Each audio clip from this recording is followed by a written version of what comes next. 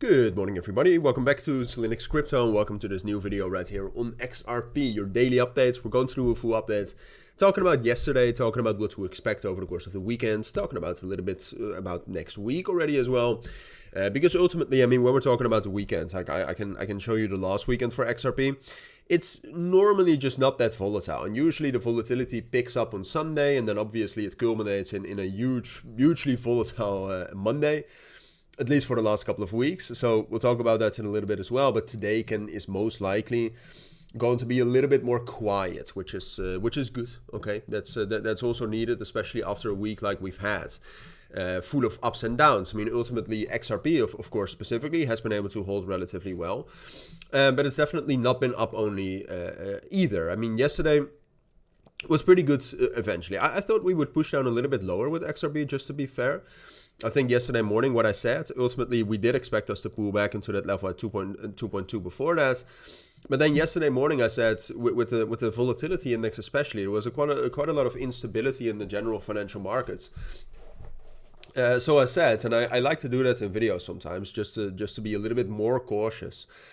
Because there are people who base trades on these videos, which, by the way, I would never do. I mean, analyzing is something is a whole different trade and a whole different form of art, potentially than trading. I mean, trading and setting up good and finding solid trade setups is much more difficult than creating a good analysis, right? I can be correct with my analysis and still trade that unprofitably.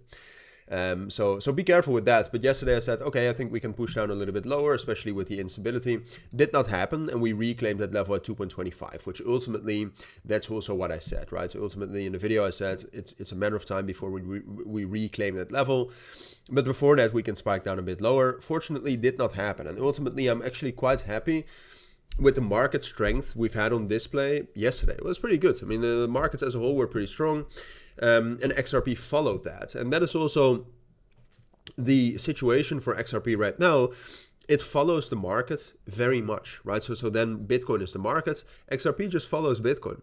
And that's a blessing and a curse. At this point of time, it is a blessing because Bitcoin is holding a pretty good support and it's holding up relatively well. And XRP is following that. And XRP specifically is also finding a strong support, right? We have that very strong support level at 2.25.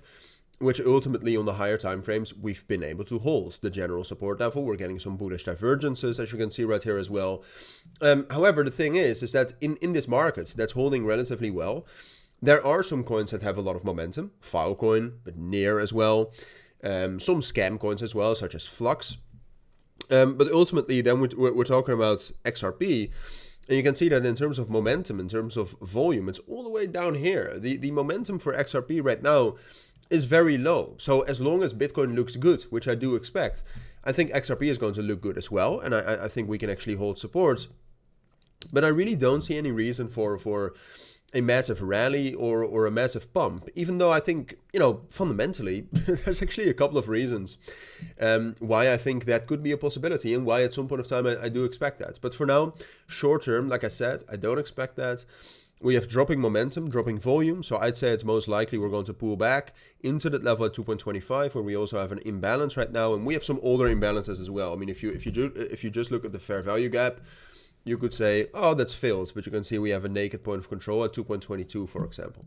So I think we're going to pull back into that, ultimately hold that, stability today, stability tomorrow, and then after that, look, it can be quite volatile, like I said, from Sunday going into Monday.